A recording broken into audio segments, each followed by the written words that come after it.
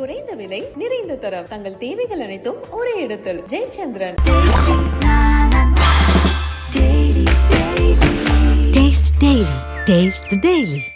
பொறுக்கி ரவுடி முள்ள மாறி முடிச்சு வைக்கி தின்னு தூங்கி சேட்டம் மூட்டு செவ்வாய்க்கிழமை கேரா பிளாட்ஃபார்ம் இப்படியெல்லாம் வந்து கேட்டகரி இருக்குது.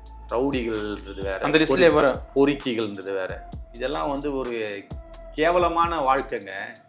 பணத்துக்காக கும்பலில் மறைஞ்சி ஓடி அதுக்கப்புறம் வந்து படுத்திருந்து சின்ன பசங்களை அனுப்பி அவங்களுக்கு போதை மாத்திரைகளை வசத்துக்களை வாங்கி கொடுத்து அவர்கள் வசப்படுத்தி, இதெல்லாம் வந்து ரவுடிசத்திற்கு அழகே கிடையாது.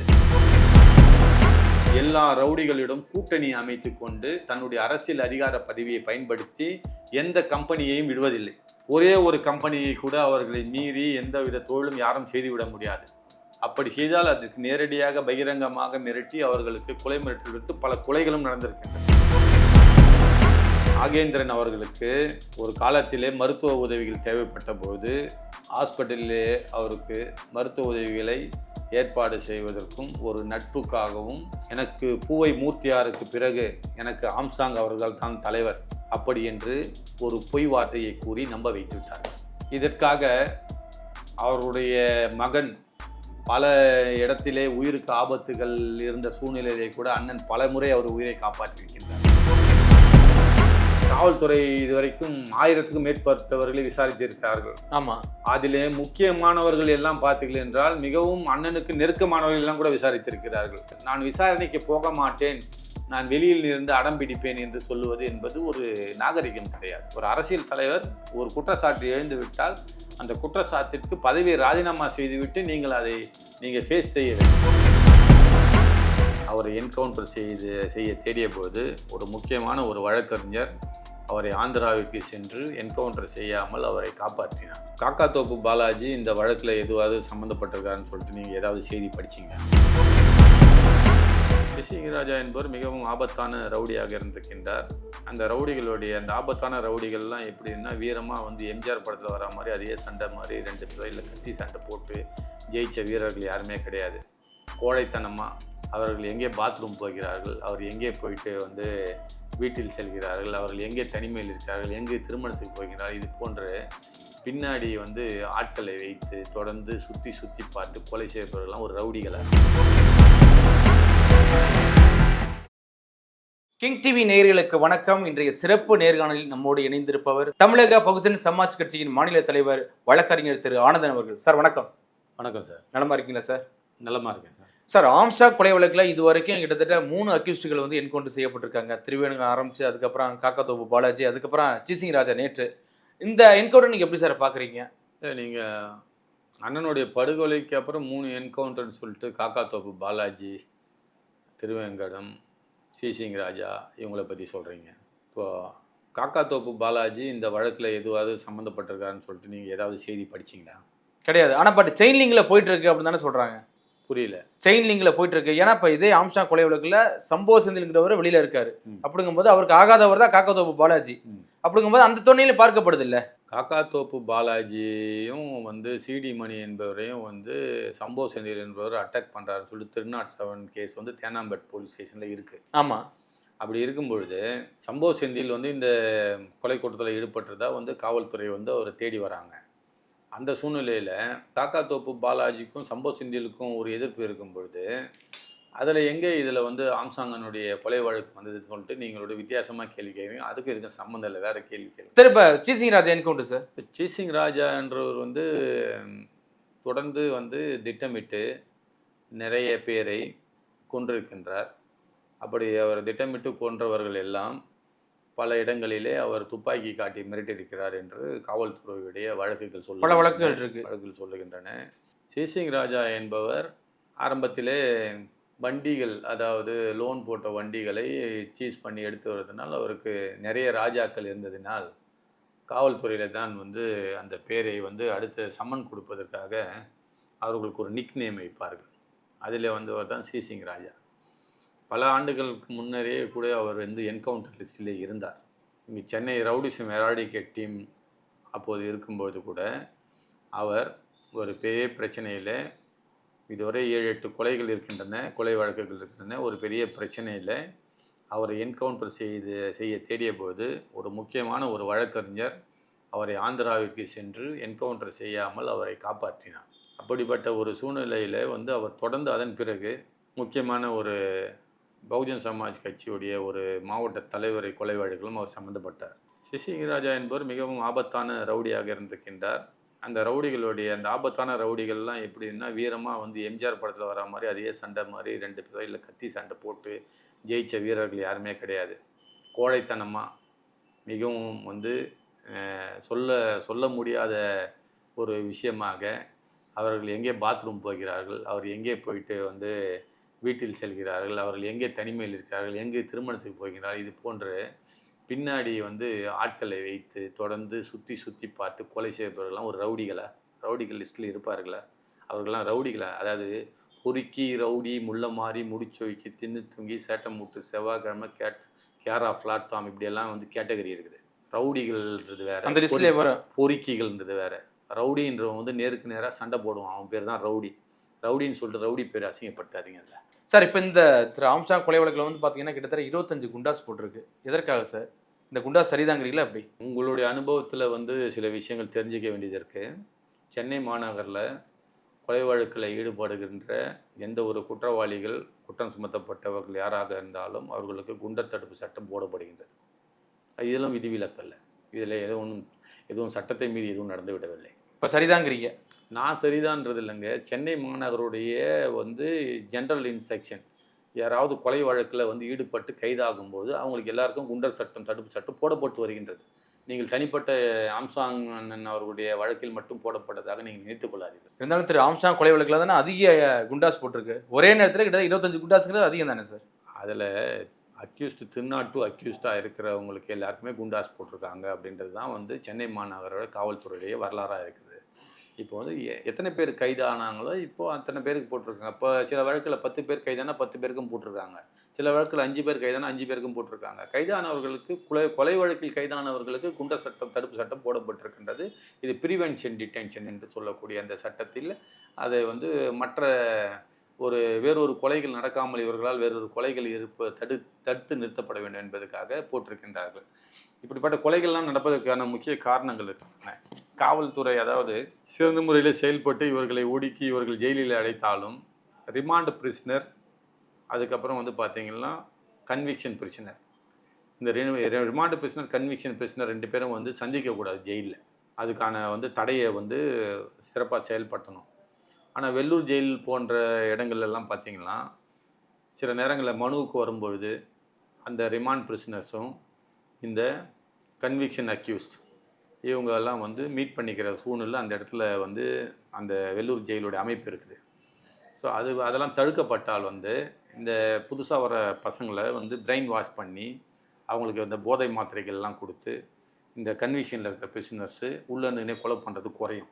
அதே மாதிரி ஜாமர் வைக்கணும், செல்ஃபோன் ஜாமர். ஜெயிலில் வந்து ரொம்ப வந்து அதிகமானபடியான ஜாமர் வைக்கணும். ஏன்னா இவங்களுடைய தகவல் தொடர்பு எல்லாமே எப்படி போனாலும் அந்த தகவல் தொடர்புகள் அப்படி மீறி ஏதாவது ஃபோனில் பேசினா கூட அது உளவுத்துறையை வந்து ரெக்கார்டிங் ஆகிற அளவுக்கு வந்து ஒரு எக்யூப்மெண்ட்ஸ் வந்து அங்கே இருக்கணும். அப்படின்னா வந்து பல கொலைகள் வந்து வெளியே நடக்காமல் இருக்கும். இப்போ கிட்டத்தட்ட அந்த ஆம்ஸ்ட்ராங் கொலை வழக்கில் கிட்டத்தட்ட 28 அக்யூஸ்ட் இருக்காங்க. அப்படி இருக்கும்போது இவரும் ஒரு கட்டப்பட்சத்தில் இறங்கியிருப்பாரா? ஏன்னா பல குணங்களை பார்க்கப்படுது இல்லை, திரு ஆம்ஸ்ட்ராங் அவர்களும் இதில் இறங்கியிருப்பாரா அப்படிங்கிற ஒரு குணங்களை பார்க்கப்படுது இல்லை? இல்லை, அவர் கட்ட பஞ்சாயத்தில் இறங்கியிருந்தால் இந்த ரவுடிகளோட கை கோத்து அவரும் ரவுடிகளோட வந்து ஒரு இணக்கமான சூழ்நிலை இருந்திருக்கும். அவர் வந்து அவர் வந்து சட்ட செயல்களில் ஈடுபட்டதுனால கட்ட பஞ்சாயத்து பண்ண ரவுடிகளுக்கு வருவாய் இழப்பும் மாமூல் இழப்பும், அரசியல்வாதிகளுக்கு சில விஷயங்களிலே இந்த ரவுடிகள் மூலம் அவர்கள் செய்யும் வேலைகள் தடைப்பட்டதுனாலும் சில அரசியல் புள்ளிகளும் சில முக்கியமான ஆட்களும் அவருடைய புகழ்ச்சியும் வளர்ச்சியும் பிடிக்காதவர்கள் செய்த சதி.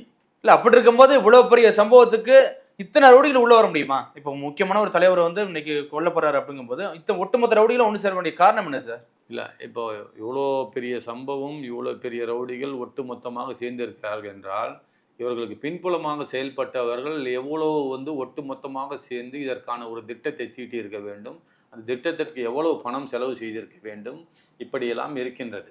அதாவது நான் இந்த இடத்திலே வந்து ஒரு பகுதியிலே வந்து பொறுப்பிலே இருக்கின்ற ஒரு தேர்ந்தெடுக்கப்பட்ட ஒரு பிரதிநிதியாக இருக்கின்றவர் அவர் தென் தமிழகத்தின் விட்டுவிட்டு வட தமிழகம் முழுவதும் அங்கு இருக்கின்ற எல்லா ரவுடிகளிடம் கூட்டணி அமைத்து கொண்டு தன்னுடைய அரசியல் அதிகார பதவியை பயன்படுத்தி எந்த கம்பெனியையும் விடுவதில்லை. ஒரே ஒரு கம்பெனியை கூட அவர்களை மீறி எந்தவித தொழிலும் யாரும் செய்துவிட முடியாது. அப்படி செய்தால் அதுக்கு நேரடியாக பகிரங்கமாக மிரட்டி அவர்களுக்கு கொலை மிரட்டல் விடுத்து பல கொலைகளும் நடந்திருக்கின்றது. இதையெல்லாம் எதுவரையும் காவல்துறை விசாரிக்கிறார்கள் என்றால் அந்த முக்கியமான ரவுடிகள், அந்த ரவுடியை கொலையில் நேரடியாக ஈடுபட்டவர்கள், அது யார் அதற்கு நேரடியாக தொடர்புடையவர்கள், இதோடு விசாரணை செய்து இதை நிறுத்தி விடுகின்றார்கள். இப்போது இந்த ரவுடிகளுக்கு பின்புலமாக இருந்து இவர்களை கொலை செய்து சொல்லவர்கள் யார் என்பதை விசாரிக்காததினால் பல கொலை வழக்குகளில் தப்பி வந்திருக்கின்றார்கள். ஆனால் இந்த வழக்கில் அப்படி விடப்போவதில்லை. அனைவரையும் சம்பந்தப்பட்ட அனைவரையும் பின்புலமாக இருந்து செயல்பட்டவர்களையும் விசாரிக்க வேண்டும் என்பதுதான் பகுஜன் சமாஜ் கட்சியுடைய கோரிக்கை. அதனால்தான் எங்கள் தலைவர், எங்களுடைய செயலாளர் இந்த பொறுப்பில் இருக்கும்போது அரசியல் செல்வாக்கை பயன்படுத்தி காவல்துறையினருக்கு அது ஒரு நெருடலாக இருக்கக்கூடாது என்பதற்காக விசாரணை கிளப்பியிருக்கின்றார். உங்கள் மீது புகார் சொன்னாலும் நீங்கள் விசாரணைக்கு போகத்தான் வேண்டும். உங்களுக்கு ஒரு உண்மையை சொல்லுகின்றேன். காவல்துறை இதுவரைக்கும் 1000க்கும் மேற்பட்டவர்களை விசாரித்திருக்கிறார்கள். ஆமாம். அதிலே முக்கியமானவர்கள் எல்லாம் பார்த்தீர்கள் என்றால் மிகவும் அண்ணனுக்கு நெருக்கமானவர்கள் எல்லாம் கூட விசாரித்திருக்கிறார்கள். கண்டிப்பா நீங்களும் பல வழக்கறிஞர்கள் சொல்லியிருக்கீங்க. அங்கேயும் விசாரணை போயிருக்கு. நெருக்கமான விசாரணைகள் எல்லாம் அனைவரையும் விசாரித்திருக்கின்றார்கள். நான் விசாரணைக்கு போக மாட்டேன், நான் வெளியில் இருந்து அடம் பிடிப்பேன் என்று சொல்லுவது என்பது ஒரு நாகரிகம் கிடையாது. ஒரு அரசியல் தலைவர் ஒரு குற்றச்சாட்டு எழுந்து விட்டால் அந்த குற்றச்சாட்டிற்கு பதவியை ராஜினாமா செய்துவிட்டு நீங்கள் ஃபேஸ் செய்ய வேண்டும். நீங்கள் அதில் என்னென்ன உங்களுக்கு குற்றச்சாட்டு இருக்குது அதை இல்லை என்பதை டிஸ்ப்ரூவ் செய்துவிட்டு நீங்கள் மீண்டும் உங்கள் பொறுப்பை ஏற்றுக்கொள்ளுங்கள். இந்த ராஜினாமாவை நான் கேட்கவில்லை. எங்களுடைய கட்சியுடைய மூத்த பொதுச் செயலாளர் அனைத்து இது சம்பந்தமான அனைத்து சந்தேகத்துக்குரிய ஆவணங்கள் அனைத்தையும் ஒரு டாக்குமெண்டேஷன் செய்து 4 பக்க கடிதமாக கொடுத்திருக்கின்றார். இருந்தாலும் சார், இப்போ கிட்டத்தட்ட இத்தனை A+ ரவுடிகள்லாம் இதில் ஆஜராயிருக்காங்க. அப்படிங்கும்போது இவ்வளோ எதிர்ப்பு இருக்குன்னு முன்னாடியே தெரியாதா உங்களுக்கு? இந்த A+ ரவுடிகள், மற்ற ரவுடிகள் இவங்கெல்லாம் ஆஜராயிருக்காங்க இப்படியெல்லாம் நீங்கள் சொல்கிறீங்கல்ல. இப்போ இந்த ரவுடிகள்லாம் நேரே போயிட்டு எம்ஜிஆர் படத்தில் காமிக்கிற கத்தி சண்டை போட்டு அவரை கொலை பண்ணிட்டு வந்தாங்க. இதெல்லாம் ஒரு கேவலமான வாழ்க்கைங்க. பணத்துக்காக கும்பலில் மறைஞ்சி ஓடி அதுக்கப்புறம் படுத்திருந்து சின்ன பசங்களை அனுப்பி அவங்களுக்கு போதை மாத்திரைகளை வசத்துக்களை வாங்கி கொடுத்து அவர்கள் வசப்படுத்தி கொலை பண்ணுறவங்களாம் அவங்களாம் ஒரிஜினல் ரவுடின்னு சொல்லிட்டு நினச்சிக்கின்னு உட்காந்துட்டு இருக்கிறாங்க. இதெல்லாம் ரவுடிசத்திற்கு அழகே கிடையாது. ஒரு காலகட்டத்திலே ஒரு பிரச்சனை என்றால் நேரடியாக மோதிக்கொள்வார்கள். இதுதான் பிரச்சனை. இது கள்ளத்தனமாக சூழ்ச்சி செய்து பின்புறமாக இருந்து இந்த மாதிரியான கேவலமான சதிகளை செய்கின்ற கொலையாளிகள் அவர்கள் மத்தியிலே அவர்கள் ரவுடியாக கருதி கொள்ளலாம். 20 பேர் போய் 30 பேர் சென்று ஒருவரை ஒரு முறை வெட்டி விட்டால் அந்த வெட்டுப்பட்ட நபர் கீழே விழுந்து விட்டால் அதுக்கப்புறம் 100 வெட்டு வெட்டினாலும் ஒன்று தான், 1 வெட்டு வெட்டினாலும் ஒன்று தான்.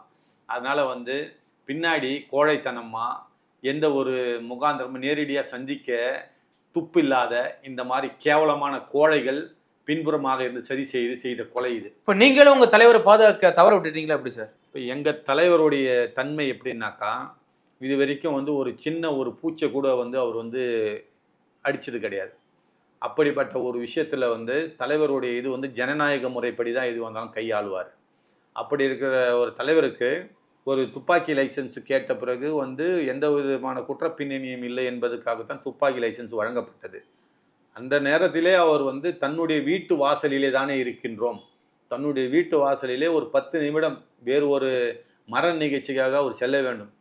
விடுதலை சிறுத்தை கட்சியுடைய ஒரு பொறுப்பாளர், அதாவது பாலசிங்கம் என்று அவருடைய தாயார் இருந்து விட்டார் என்று அந்த நிகழ்ச்சிக்கு செல்ல வேண்டும் என்பதற்காக அந்த காங்கிரீட் செய்பவர்கள் எப்படி அதை போட்டுக்கொண்டிருக்கார் என்பதை பார்த்து விட்டு சென்று விடலாம். ஒரு 10 நிமிடம் அவர் ஒரு சாதாரணமாக இருந்து விட்டார். ஆனால் எங்கள் தலைவர் நினைத்திருந்தால், இது போன்ற ஒரு தவறான இது போன்ற ஆட்களுடைய செயல்களை நினைத்திருந்தால் அன்று அது நினைத்தான மாத்திரத்திலே அந்த விஷயங்களை அவரால் முடிக்க முடியும். ஆனால் அவர் ஜனநாயக முறையிலும் அகிம்சை முறையிலும் ஒரு நேர்மையாக ஒரு சட்ட நுணுக்கத்தோடு இந்த கட்சிக்காரர்களை வழிநடத்த வேண்டும் என்று அப்படி வழிநடத்தி வந்தார். ஏற்கனவே கட்சியில் 2 கொலைகள் நடந்திருக்கின்றன. அந்த கட்சியுடைய பொறுப்பாளர்கள் கொலைகள் நடந்த பொழுது உரிய குற்றவாளிகளை கண்டுபிடிக்க வேண்டும் என்பதற்காக உரிய குற்றவாளிகளை அவர் சிபிஐ முன்பு நிறுத்தி வரும் அளவிற்கு அந்த சிபிஐயிலே வழக்கை தொடர்ந்து இன்றளவிலும் அந்த வழக்குகள் இருக்கின்றன. அதே போன்று எல் முருகன் என்ற ஒரு கவுன்சிலரை கொலை செய்து விட்டார்கள்.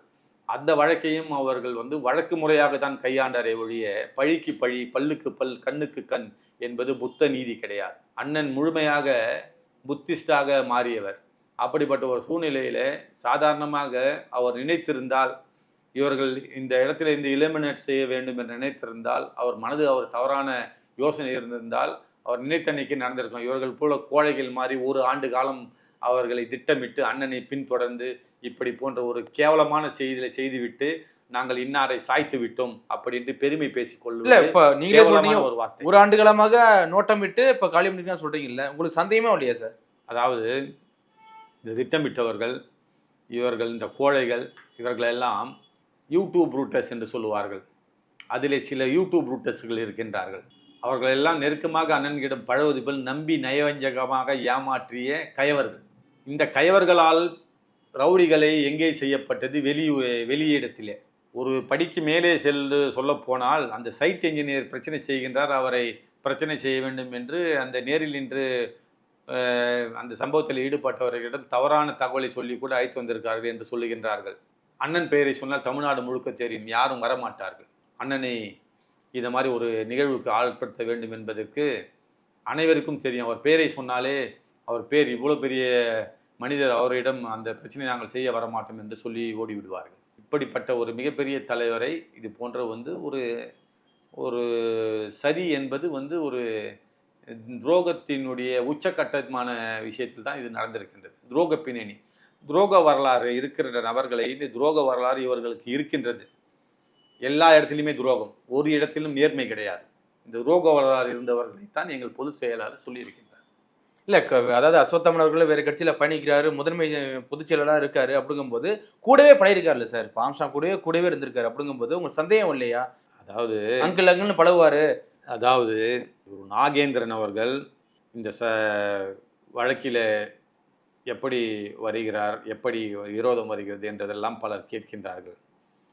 நாகேந்திரன் அவர்களுக்கு ஒரு காலத்திலே மருத்துவ உதவிகள் தேவைப்பட்ட போது ஹாஸ்பிட்டலிலே அவருக்கு மருத்துவ உதவிகளை ஏற்பாடு செய்வதற்கும் ஒரு நட்புக்காகவும் பலர் வந்து இது போன்று பின்னிருந்து இது போன்ற ஒரு பிரச்சனையை வந்து செய்ய துடிக்கிறார்கள் என்று சொன்ன பொழுது, அதை அவரிடம் விளக்கமாக கேட்டபொழுது, எனக்கு பூவை மூர்த்தியாருக்கு பிறகு எனக்கு ஆம்ஸ்ட்ராங் அவர்கள் தான் தலைவர் அப்படி என்று ஒரு பொய் வார்த்தையை கூறி நம்ப வைத்து விட்டார்கள் ஆரம்ப கட்டத்திலே. இதற்காக அவருடைய மகன் பல இடத்திலே உயிருக்கு ஆபத்துகள் இருந்த சூழ்நிலையிலே கூட அண்ணன் பல முறை அவர் உயிரை காப்பாற்றியிருக்கின்றார். இதே கொலை சதியில் ஈடுபட்டு கொலைகாரர்களுடன் இருந்த அஸ்வத்தாமனுடைய உயிருக்கு சில இடங்களில் ஆபத்து ஏற்பட்ட பொழுது கூட, அதே மாதிரி ராகேந்திரன் உயிருக்கு ஆபத்து ஏற்பட்ட போது கூட அண்ணன் அவருடைய நாலேஜுக்கு வரும்பொழுது அதை தடுத்து நிறுத்தி இருக்கின்றார் பல இடங்களில். ஸோ அப்படிப்பட்ட எதிரிகளுக்கும் இரக்கம் காட்டு, அதாவது ஒரு தேள் கொட்டி கொண்டே இருக்கிறது என்றால் கூட அதை காப்பாற்றி அது தேளுக்கு இவருடைய மனநிலையை வர வைக்க வேண்டும், புரிய வைக்க வேண்டும் என்று பலமுறை காப்பாற்றியவர் அண்ணன். அப்படிப்பட்ட இவ்வளவு வந்து நயவஞ்சகமாக கைமைத்தனம் செய்வார்கள் என்று அவர் எண்ணி பார்த்ததே கிடையாது. இப்போ வந்து இந்த ஆம்ஸ்ட்ராங் கொலையில வந்து காவல்துறை சரியான விசாரணை நோக்கி போயிட்டு இருக்கா, சரியான பாதை நோக்கி போயிட்டு இருக்கா? காவல்துறையுடைய விசாரணை சரியாக போகின்றதா என்று நீங்களே அடுத்த கேள்வியை எழுப்புகின்றீர்கள். காவல்துறை அண்டர் இன்வெஸ்டிகேஷன் என்று சொல்லக்கூடிய அந்த நிலைமையிலே இருக்கின்றார்கள். இன்வெஸ்டிகேஷன் அவர்களுடைய பார்வையில் நடந்து கொண்டிருக்கின்றது. காவல்துறையுடைய விசாரணையை நடந்து கொண்டிருக்கும் போது இது சரியாக நடக்கின்றது, தவறாக நடக்கின்றது என்று நான் இங்கு பொதுவெளியிலே வந்து சொன்னால் அது வந்து சரியான ஒரு காரணமாக இருக்காது. அது வந்து காவல்துறையுடைய விசாரணை எந்த அளவிலே இருக்கின்றது என்று காவல்துறையுடைய எங்கள் கம்ப்ளைண்டன்ட் ஆஸ் அ கம்ப்ளைண்டன்ட் பாதிக்கப்பட்டவர்கள் என்ற முறையில் அந்த தளத்தில் நாங்கள் என்ன சொல்ல வேண்டுமோ அதை சொல்லிக் கொண்டிருக்கோம். இல்லை சார், இப்போ ஒரு கட்சியோட தலைவருக்கு வந்து இது மாதிரி இந்த எங்களுடைய தலைவருடைய கொலையில தொடர்புன்னு சொல்லி ஒரு கம்ப்ளைண்ட் கொடுத்துருக்கீங்க. அப்படிங்கும்போது அடுத்த கட்ட நகர்வு எப்படி அந்த அளவுக்கு சரியான போகுமா, எப்படி சரியான போக்க நோக்கி போகுமா எப்படி சார்? ஆமாம், இப்போ அதை வந்து விசாரணை என்பது வந்து நடத்த வேண்டும் அப்படின்ற ஒரு விஷயத்தை வந்து ஒரு காவல்துறைக்கு ஒரு ஏதுவான ஒரு விஷயமாகத்தான் இந்த புகாருடைய தன்மை என்பது இவரை குற்றம் சுமத்த வேண்டும், இவரை பழி சுமத்த வேண்டும், இவரை மானபங்கப்படுத்த வேண்டும் என்பதெல்லாம் நோக்கம் கிடையாது. இவருக்கு மானம் பங்கம் போய்விட்டது, இல்லது வந்து இவர்களை இப்படி நடத்த வேண்டும் என்பதற்காக இவரை நடத்த வேண்டிய நெசசிட்டி என்ன இருக்கின்றது? எங்களுடைய வீட்டில் உயிரே போய்விட்டது. எங்கள் அண்ணனுடைய உயிரே போய்விட்டது, 13 மாத குழந்தை இருக்கின்றது, வீட்டிலே அந்நியார் இருக்கின்றார்கள், மிக இளம் விதவை என்று சொல்ல முடியுமா? அந்நியாருக்கு என்ன பதில் சொல்ல வேண்டும்? இது சம்பந்தப்பட்டவர்கள், இது போன்ற பிரச்சனையில் ஈடுபட்டவர்கள், இதிலே இவ்வளவு காரியங்கள் இருக்கின்றது, ஒரு குறிப்பிட்ட நிகழ்வுகளை சொல்லி பொதுச் செயலாளர்கள் புகார் கொடுத்திருக்கின்றார். அதனால் மானம் பெரியதா உயிர் பெரியதா என்பது அந்த காலகட்டத்திலே ஒரு பேச்சு வரும். மானம்தான் பெரியது, உயிர் சிறியது என்பார்கள். எங்கள் தலைவர் மானத்தோடு வாழ்ந்த, அவருடைய உயிரையும் இரத்தத்தை தெளித்து இந்த மக்களுக்காக தியாகம் செய்து சென்றிருக்கின்றார். அதனால் அந்த மானத்திலே பல பேர் உயிரை வாங்கியவர்கள் யார் யார் என்பது சொன்னால் மானம் போய்விட்டது என்றால் அவர்கள் இல்லை என்பதை நிரூபிக்க வேண்டும். நிரூபிச்சா விட்டுருவீங்க? நிரூபிக்கிறதுக்கு விட்டுறதுக்கும் இது இல்லை. காவல்துறையுடைய விசாரணையுடைய இதுதான் நாங்கள் பார்த்துட்ருக்கோம். இப்போ நிரூபித்து விட்டுலாம். இதுக்காக பல மீடியாக்களை ஆட்களை வச்சு நாங்கள் பிஜேபிக்கு பி டீமு, அதனால் இந்த ஏ டீம், இந்த பி டீமு, ஏ டீமு, இந்த சி டீமு இப்படியெல்லாம் சொல்கிறதுனால உங்கள் மேலே சொன்ன அந்த விஷயத்துக்கு, எங்கள் பொதுச் செயலாளர் சொன்ன விஷயத்துக்கு அடுத்த கட்ட நகர்வு என்ன என்பதை நாங்கள் பார்த்து கொண்டிருக்கின்றோம். அவர்களை எங்கேயும் சென்று நாங்கள் மானபங்கப்படுத்தும். உங்களை போன்ற மீடியாக்கள் அந்த செய்தியை தெரிந்து அவரிடம் போனிலே கேட்கின்றார்கள். அவருக்கு அதுக்கு விளக்கம் சொல்லுகின்றார். அவர் போய் எங்கும் ப்ரெஸ் ரிலீஸ் கொடுத்து இதை மீடியாவில் இது போட்டு நான் புகார் கொடுத்தேன் என்று வேறு எங்கும் வாலண்டரியாக சென்று செல்லவில்லை. அவருடைய எக்ஸ்தலத்துக்கு அவருடைய புகாரை அனுப்பிக்கின்றார். அவருடைய கட்சி தலைவர், அவருடைய மதிப்புக்குரிய ராகுல் காந்தி அவர்கள் என்ன சொல்லுகிறார் என்பதற்காக அவர் காலம் காத்து சில சார். இப்போ நீங்கள் பதவி விலகலாம் சொல்கிறீங்களா? அப்படிங்கும்போது அப்புறம் அவர் குற்றம் செஞ்சிருப்பாரா அப்படிங்கிற துறையிலான பார்க்கப்படுது. இல்லை, பதவி விலகணும்ன்றது அவங்க கட்சி எடுக்க வேண்டிய முடிவு. அப்போ தான் எங்களுக்கு விசாரணைக்கு ஏதுவாக இருக்கும் அப்படின்றது தான் அவருடைய லெட்டருடைய சாராம்சம். ஸோ அப்படி இருக்கும்போது என்னுடைய கோரிக்கை பதவி அவர் விலக வேண்டும் என்பது உங்களோட கோரிக்கை. ஒட்டுமொத்த பகுஜன் சமாஜ் கட்சியோட கோரிக்கை தானே? பொதுச் செயலாளருங்கிறது அப்படித்தானே? ஒட்டுமொத்த பகுஜன் சமாஜ் கட்சி மட்டுமல்ல, அண்ணனுடைய படுகொலையில சம்பந்தப்பட்ட எந்த ஒரு குற்றவாளியாக இருந்தாலும், சதி செய்தவர்களாக இருந்தாலும், அல்லது அதில் சதிக்கு உதவியாக இருந்து அவர்களுக்கு பின்பிருந்து உதவி செய்தவர்களாக இருந்தாலும், யாராக இருந்தாலும் இந்த விசாரணைக்கு உட்படுத்த வேண்டும் என்பதுதான் அனைத்து பொதுமக்களின் எண்ணமும் கூட.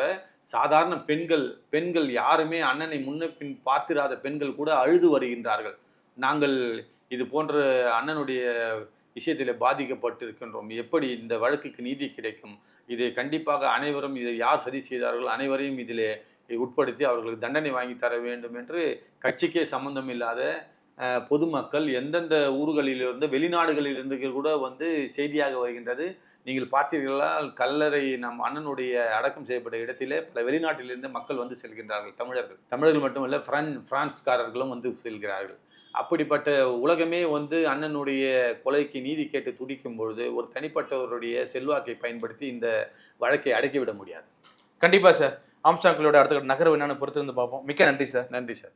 குறைந்த விலை, நிறைந்த தரம், தங்கள் தேவைகள் அனைத்தும் ஒரே இடத்தில். ஜெயச்சந்திரன். Taste the Daily.